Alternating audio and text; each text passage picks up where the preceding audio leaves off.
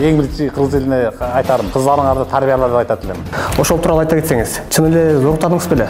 Бир бала кыз зооруктап койсо, бир эле врач текшерип коет экен. Болду, болгон жок, секс. Жок, бир гана врач бар. Даректоруңузду кайдан билип алган анда? Же барып жүргөнбү? Жок. Аялымды абдан жакшы көрөм, сүйөм. Саламатсыздарбы? Сокол Медиа YouTube каналынын көрүүчүлөрү. Бүгүн биздин студиябыздын коногу коомдук жана саясий ишмер Мотуев Нурлан Аманканович болмокчу. Саламатсызбы, Нурлан мырза? Саламатсызбы. Кылычтаксыз. Алгач эле суроону баштасак, жакын аралыкта эле азыркы учурда массалык маалымат каражаттарында Нурлан Мотуев 23 жаштагы келинди зооруктоого шектелүүдө деп маалымат тарап жатат. Ошол тууралуу айта кетсеңиз, чын эле зооруктадыңыз беле? Же окуя кандай болду эле? Бул эми карандай калп, кызылдай жала, лош. Бул болсо эми ошол тиги мен башында ойлогом, саясий жактан эле уюштуруп атабы десем, эмеге азыркы бийлик оппозиция эмесмин, чтоб мен каршы эмесмин, душман эмесмин. Башка ким уюштурушу мүмкүн? Анан оказывается, потом я понял, ти ошол кыздын өзүндө экен. Ал чала тааныш былтыр ошол соцсеттен таанышып калып, өзү ырсаңдап мага чыгып таанышып, анан ошол менен тааныш болуп калып, менден жардам сураган. Финансылык, анан мындай жардам сураган да. Дагы эмне колдоо көрсөтүп аласыз, кырша болуп барасыз. Анан кырша-мыршаң билбейм, анан бирок ошо базарда место-сесто ушундай караштырып көрөйүн дегем. Анан финансылык жардамдан канча десем, 10 000 дейт. Сомбу десем, 10 000 доллар берип турасыз, мен үй алганга жетпей атат эле дейт. Анан 10 000 доллар мен бере албайм, чоңгусу оозуңуз батыр сүйлөшүп койт мен. Каякта 10 000 доллар? 10 000 доллар даже мен туугандарым сурабайт керек болсо. Анан ошо менен келет үйгө. То есть стоянка, үйдүн астында стоянка бар да. Ошо жерге келип өзүнүн машинасы бар экен, таксовать этип жүрүптүр. Анан үйүңүзгө кирейин дейт. Кызыксыз го чоңгуз. Үйгө кайтып, мен биринчи келген кишини чакырбайм эч качан. Күтө туруңуз, чыгам анан. Эшикке чыгып ошо жерден сүйлөшүп. Анан эме экен, абдан мындай өзү неухоженный, грязный, сасыган машинасынын ичи. Өзү да сасык. Сигарет чегирген ошо кошултасы болуп. А сигареттин дымы деген ал чачты сасытат дейм, аялдар жаман сасык. Кожасы сасык. Анан мен сразу эле автомашинанын машинасынан чыгарышым, мен отура калып. Эмне мынча сасык? Десем, кийин ошол сөздү кектеп калыптыр. Кектеп калып анан сен мени сасык дейсиң деп, өч алам деп ар кайсы жерге жазып, ошондой мага жиберип кайра WhatsApp. Кийин да, ошо кийин таптакыр 5-6 айдан кийин. Анан машинасы түшпөй туруп алдым эшикке чыгып жүрүп тазаладан. Думуп кетти сасыган машинаңан. Анан ошону кектеп калыптыр. Анан эмне жардам керек десем, ошентет. Акчаны мен бере албайм. Бирок жүрү, тиги Ленин районунун акими Тагайевди тааныш элем. Барып базарда место караштырып көргөн ош базардан. Ал берсе алдың, ала албасаң калдың дедим. Анан бардык, ал колунан келбейт деп койду. Колунан келбейт байке, сизди сыйлайм. Кааласаңыз президентке киришкенге чейин сизди алып кире алам. Сада жапарга, бирок ал жеңилирээк дейт, сен базардан алган. Бияк баш эле мафия дейт, кырылышкан дейт. Анан болду койду, Тагайев аким, Ленин районунун акими. Анан ладно, хорошо, аяктан чыгып, бияктын колунан келбей калды, болбойт деп койду. Бара берди. Мен аякта болбой, айырга барып эртеси тура калып, арбага алып барып жаймабыз алып, айдан кырылышып, ошо акиматтын кишилери менен келип. Ансын видео кылып, ошо бул өзү ушундай, мен муну эмнеден түшүндүм? Бул өзүнүн табияты ушундай экен, көргөн менен кырылышы эле, хайп кармаганды жакшы көргөн кыз экен.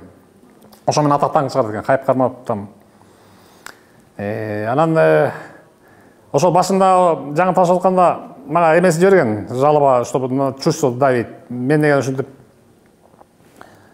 эмне дейт, ушундай көрбөскөн кызмын деп ушуну жазыптыр. Мага жардам бериңиз. Мен деген мына монтип эмне дейт, өз атасы зооруктап койгон эмиш, өз атасы зооруктап койгон үчүн бар атасынын үйүн өртөйүптүр. Андан кийин кайра ал үйдөн кетиш үчүн 14 жашында турмушка тийип кетиптир. Анан ал 14 жашында тийген күйөөсү жакпай калып, анан качып 3 жыл бомж болуп жүрүптүр. Окуш керек окуялар. Анан мен аны окуп алып, аны мен көрүп алып, боорукер жаныма жардам берем деп кайра өзүмө кырсыктырып атпайм монтип.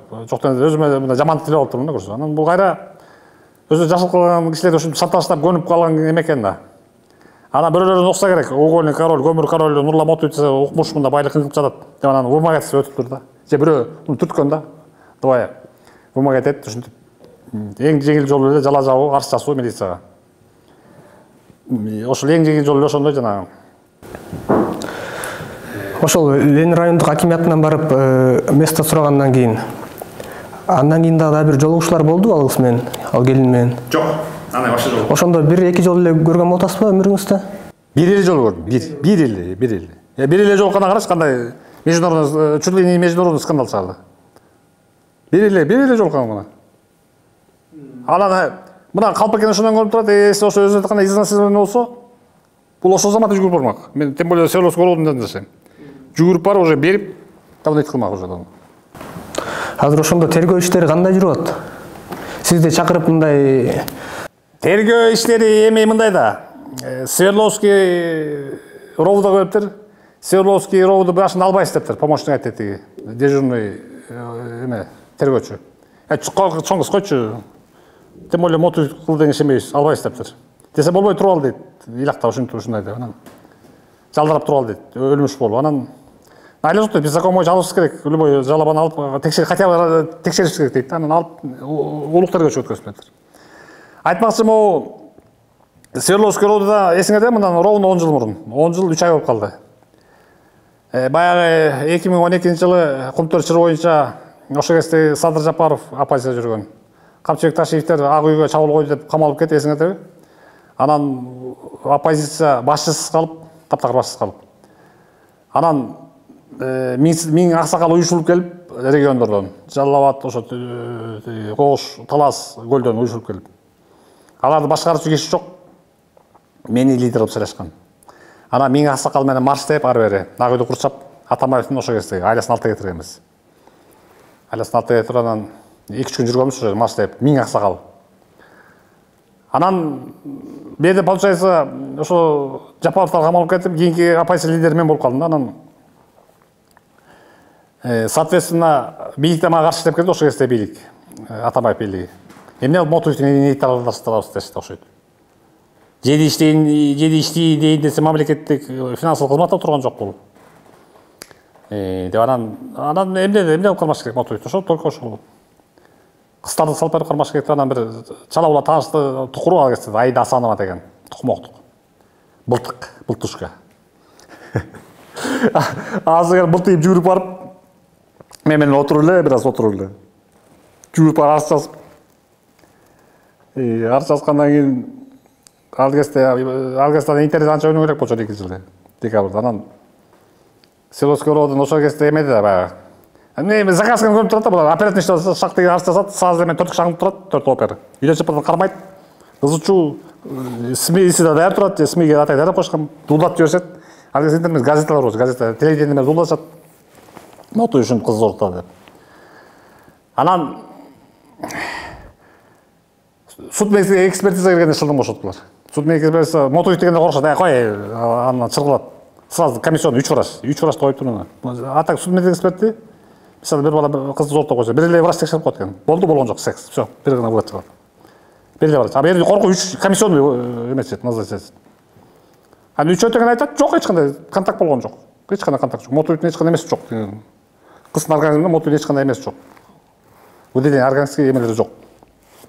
Тек уруктугу жок. Мен актап чыгарат да, ошону акталып кетем. Бирок акталып кеткен менен ошо 5-10 күн болду, ошо кыз чогуланын мондай информация шу менен алышат да, алып мен жаманатты кылышып элге. Эл көп ишенет 80% зордук болбогонуна. 20% ишенбей, ушунчу татаран экинчи волна менин нейтралдаштырышат. Ошо кезде власть менин нейтралдаштырышат да. Садыр Жапаровду камап нейтралдаштырышат. Мени Мотуевди уже жаманат кылып нейтралдаштырышат. Бирок акырында мени камабайт. Анан берде бул окуя эмеге окшошуп кетти. Шариатта айтылган Муса пайгамбарга Мухаммад эмес, Моисей пайгамбарга. Моисей пайгамбарды дагы ушинтип Карун деген ошо кезде олигарх миллиардер Карун деген бай. Жаманаттык үчүн бир сойкуну тукурат, сен ушинтип айтасыз келген, айтсаң мен сага монча байлык берем дейт. Деген анан тиги сойку айтат, ушинтип мен Муса пайгамбар зоротады дейт. Элге жар салат да, жар салганда Муса пайгамбар ачуусу келип жерге отура калып туруп дуа кылат. О Алла Таала, эгер ушунун айтканын калып кетсе могу карны очуп турат ушул. Карны жер жуткус дейт. Тизесине жер жутуп кетсин. Бул болгон окуя. Бул шариатта айтылат. Бул Куранда айтылган, бирок бар да, бул сүннөттө айтылган. Карны тизесине чейин жутат жер. Карны биринчи күлөт. Аны маяны чейин жутат жер. Ошондон баягы жүргүчү бакыра баштайт. Сен менин байлыгыма ээ болуп калыш эле мени. Аллахтын каршысында мен жерге жутуп каласың дейт. Деген ана Муса пайгамбар айтат Моисей. О Алла Таала, ушу байлык сайлык менен жутуп кет. Жер алып кет, мына кереги жок бир тыйында. Байлык сайлык менен жутуп кеткен ушул жер. Көрдүңбү, зоруттоо деген жаласы абдан жаман болот. Жер жутуп кеткен керек болсо кадимчи. Анан могу ошо кездеги Атамбаев мына мени жала жабылат мына.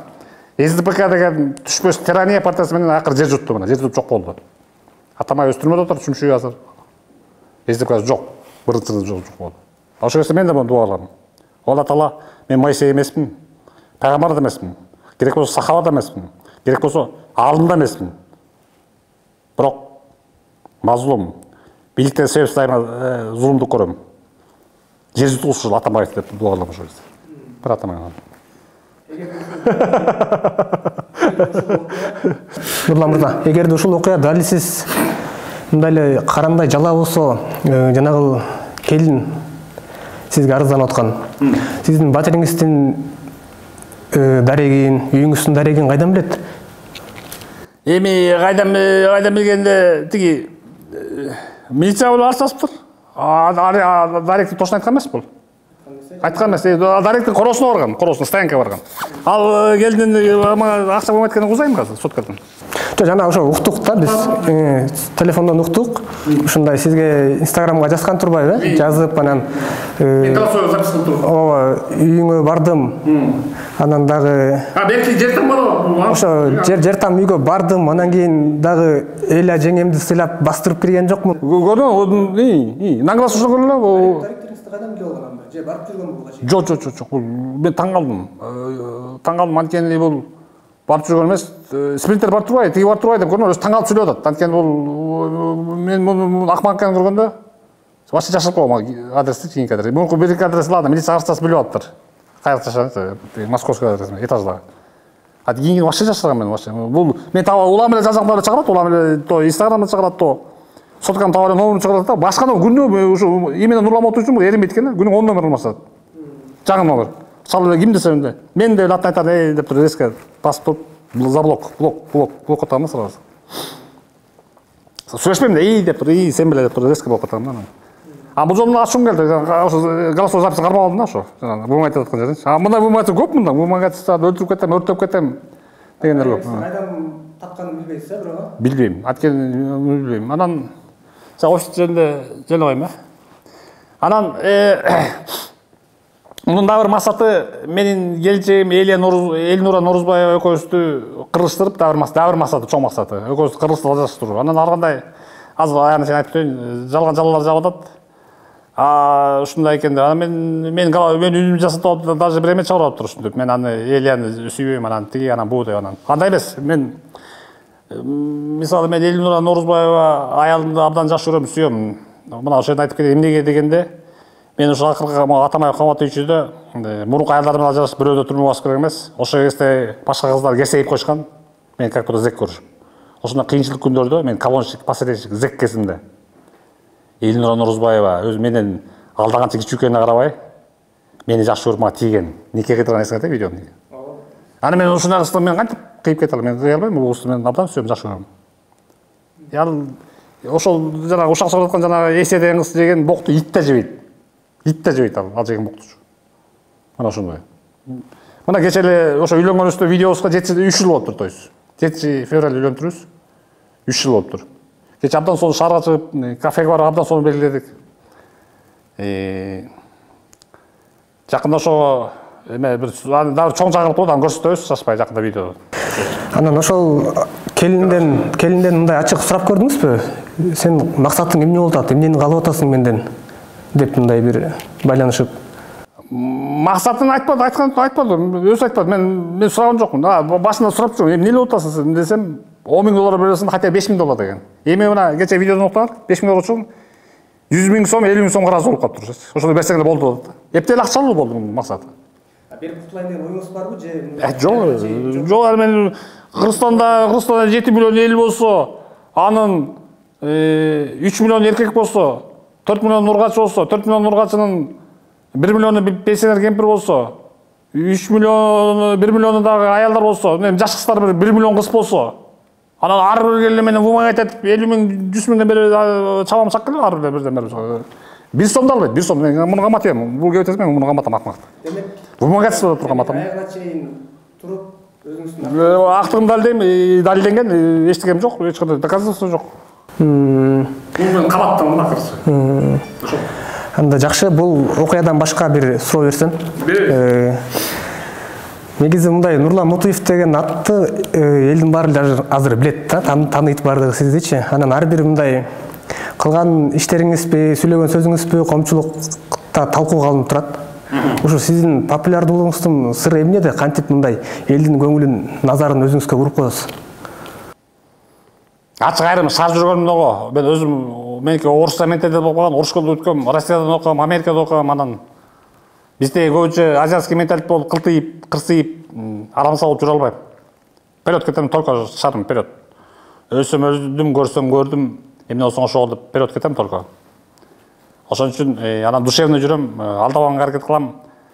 Ниети кыласыңа жашайт, ниетти түз коюнга аракет кылам, бирөөлөргө жамандык кылбаганга аракет кылам. Анткени я почему? Потому что я стремлюсь бейишке, в рай хочу войти. А райга жакшы адамдар кирет. Жакшы адам болууга баягы биздин жөнөкөй Крылатов разым айтканда, күн сайын адам болууга аракет кылам. Адамга эң кыйыны күн сайын адам болуу деп кайсы бир чоң жазуучу айтпадыбы? Ошондой эле күн сайын адам болуп, мындай жакшы адам болууга аракет кылам да. Анан билбейм мен, адам өзүнүн аура энергетикасы болсо керек, сиз айткандай. Сиз айткандай совсем идеалдуу адам эмесмин. Менде да кемчиликтер бар. Ушуна. Эми акыркы сөзүңүз кыргыз элинде айтып койсоңуз дагы кандай? Кыргыз элине айтарым, кааларым абдан жакшылык, чоң жакшылыктар болсун, чоң бактылуу эмелер абдан жакшы келсин, тезирээк. Мондай азыр экономикалык кризис дейбиз, бирок экономикалык кризис дегенде дейин десең, тойканалар топурап тойдон бошобойт. Ар бир үйдө бирден машина бар, 2ден сотка бар, антейин десең баары жакшы. Анан ошол тиги за граница, то есть чек ара маселелери мындан кыргызышпай, кан төгүлбөй жакшы чечилсин кыргыз элине кааларым. Мындан ары эрлер, эркектер өлүп, өкүрүктөр колбосун, боз үйлөр тигилбесин, баары жакшы, только жакшылыктар болсун, только жакшылыктар өсө жүрөт. Анан мондай жалган жалажап, каттарга укукту көп берип койдук мына. Көрдүңөрбү азыр? Чала тааныш эле жана менин жалакор келесо жанагы эсияга окшогон кыздар ушинтип каттар тең окуттап атып, тең окутулушка жетти, ушунчага жетти. Эркектерди баш көтөрүп койгон алар. Чала тааныш эле мына монтти, тигинти деп жалаа менен жүгүрүп барып, милицияга жүгүрүп бара беришип. Милиция да булардын сөзүн кармап атып, то есть булардын сөзүн колдоп атып, жаман көрсөтүп койду. Ошондуктан кыздарыңарды эң биринчи кыргыз элине айтарым, кыздарыңарды тарбияла деп айтат элем. Кызды тарбияладың, элди тарбияладың, уулду тарбияладың, көп болсо үйлөрүн тарбияладың дейт. Ошону айтайын дедим эле. Рахмат Нурлан мырза, келип бизге интервью берип жакшы маек куруп бергениңизге сизге дагы чоң жакшылыктарды каалайбыз. Жеңембекөңүздөр бактылуу өмүр сүрүңүздөр. Рахмат сиздерге. Сизге да Кылычбек үй бүлөлүк бакталар, редакцияга ийгилик каалайм. Баары жакшы болсун. Өзүкөлө подписчиктери миллиондоп болсун. Рахмат. Ал эми биз ушу менен жыйынтыктайбыз. Сокол медиа маалымат агенттиги болду. Сиздер менен мен Бөдөшов Кылычбек.